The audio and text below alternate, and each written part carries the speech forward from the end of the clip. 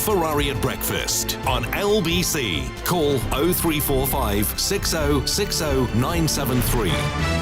9 minutes before 8 is the time. Let's come away from our conversation concerning Ukraine and come back to here domestic matters. And there's nothing more important, as I say so many times, than our children. So what of plans we'll hear of today from the Prime Minister to unveil millions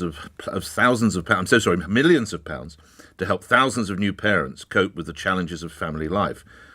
In a boost to family support, it's reported, Mr Sunak will talk of £300 million in funding for the rollout of what are known as family hubs across England. What is a family hub? Let's turn to Conservative MP and Minister for Children, Families and Wellbeing, Claire Coutinho, who joins me now. Thank you for coming on, Minister. What exactly does a family hub provide for, and how do you decide where they go geographically? Morning. Morning. Thanks so much for having me. So a family hub is a one-stop shop for parenting, and what you'll find in them is lots of support around the early years. So it might be midwifery, it might be breastfeeding will be in there, parenting support, mental health support for parents and babies, because you know that can be quite a difficult time. But they also stretch all the way from 0 to 19. So what you'll see is a much wider range of services and also things which will help parents. So it might be stuff to do, again, with their mental health, it might be to do with domestic abuse, it might be to do with stopping smoking. But the whole point is that you have a one-stop shop, so families can go to a particular place where all their services will be joined up. So, Minister, at the upper age bracket, the sort of mid-teens to late teens, what might be provided for them or their parents at the hubs? Well, I mean, one of the things that we are sort of co-locating in these hubs, which local authorities we're working with, are things like mental health support, things like relationship support, all of those sort of wider ranges of services. But those will be based on local need. And I think that the point is that when you have all of your service in one place, it means that you as a family can go in and look at what you need, and hopefully everything will be there for you. How will you decide, or how do your colleagues decide, where they're sited geographically?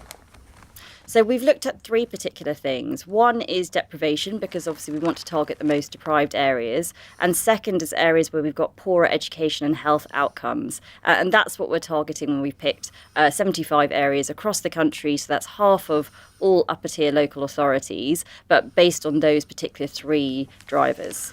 How will we know if the money is well spent? How will we know if the hubs are working?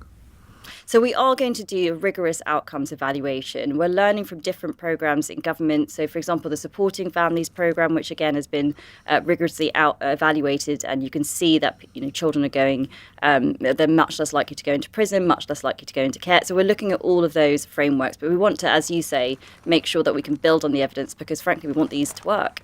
How much of the £300 million is new money? So the £300 million is all new money for family hubs, and the majority of it is going into services. So you have money for breastfeeding, money for that sort of parent-baby mental health support, and triple P parenting classes and things like that. So the majority of the money is going to be for services, but there's also money for transformation. And we've also had some extra money for things like the home learning environment outside of that £300 million to work with parents on, working with them on how to improve things that are happening at home as well. You touched briefly on provision of mental health or emotional support. How happy are you that more broadly across, particularly for children and young people, there are reports that in some areas, some centres have been closed and there is a woeful lack of care, Minister? So I think when it comes to mental health overall, we know the pandemic has taken a toll.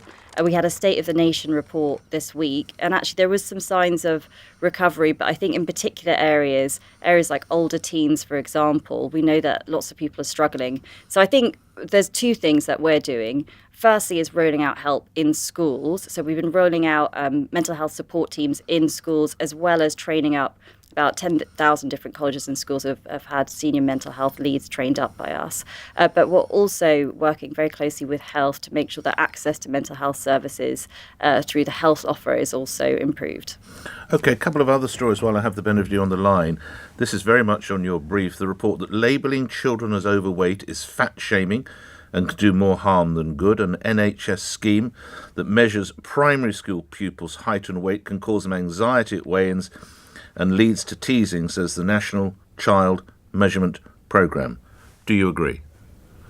I think we've got to be quite practical about these things. I mean, we have a problem with childhood obesity and we need to address it. We also know that children are, happier, they're healthier, they live longer when they have, healthier weight. So I think it's important that we can be very practical about these things. I mean, I come from a family where everyone works in the NHS, and I think you need to be quite sort of open and practical when you're dealing with people's health and not sort of pussyfoot around too much. You can tell a child she is overweight. Well, I think you've got to do these things sensitively, but I do think you should I'm not saying, hey, you're overweight, but dealt with Exactly. delicately. You can use the word overweight. Well, I think you've got to be able to do these things sensitively. And I think the most important thing is that you're you're not sort of trying to ignore the issue, you're addressing whatever the issue is with that child. But we know that children are quite anxious at the moment. So, of course, we've got to make sure that we're doing all of these things in a sensitive way. The Prevent programme seems to have failed. Again, this touches your brief because children have been groomed, whether far right or Islamist extremism, which your report suggests has rather been ignored. How is it to be put right, Minister? Well, we have looked at all the recommendations. I think there was 34 different recommendations, and we're accepting all of them. I was listening to Suella in the House, I think it was yesterday, and I think there's been acknowledgements that some of these programmes have not gone in the right direction, and we're going to improve things like training, making it much clearer what the guidance is for, and making it clear that we're going to focus on dangerous ideology as well.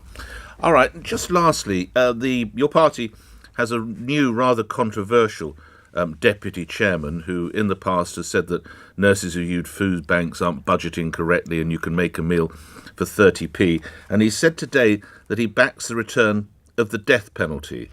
Would you support him? So I don't agree with Lee all of the time. I don't back the return of the death penalty, for example, but I do support Lee. I actually really, really like Lee. I came in the same time as him, so we're both part of the 2019 intake. I think people respond to when it comes to Lee is he does speak his mind, and I think it's really important that we have people who have lots of different opinions, and that's one of the things that I like about the Conservative Party, frankly, because we are very good at living alongside each other, even when we disagree. We know that it takes a broad range of viewpoints to make up a society, and we can still get along. So I'm a big fan of Lee, and I think he's a very good thing for the party. Okay, and indeed you did retweet his tweet saying that he was very proud. Just finally, this is someone, I remind you, who says nurses who are on food banks don't know how to budget. Nuisance tenants should live in a tent in a field and be woken up at 6 a.m. to pick potatoes. That's someone you welcome in a senior role in your party. Yes, like I said, I don't have to agree with every single thing that Lee has said, but Lee's also someone who used to be a miner. He was a single dad for 17 years. He sold his car to feed his kids. He's got a lot of things to offer, and like I said, I am a big supporter of him. Grateful for your time. Thank you very much. Your Minister of Children, Families and Wellbeing, Claire Coutinho, appearing here on LBC Where. At 8 o'clock, news is next. On your radio, on Global Player, and Play LBC. leading Britain's conversation. This is LBC. From Global's newsroom at 8 o'clock, President Zelensky is heading to Brussels as he continues to push European leaders for more weapons in the fight against Russia. The Ukrainian leader made a direct appeal for fighter aircraft when he visited the UK yesterday.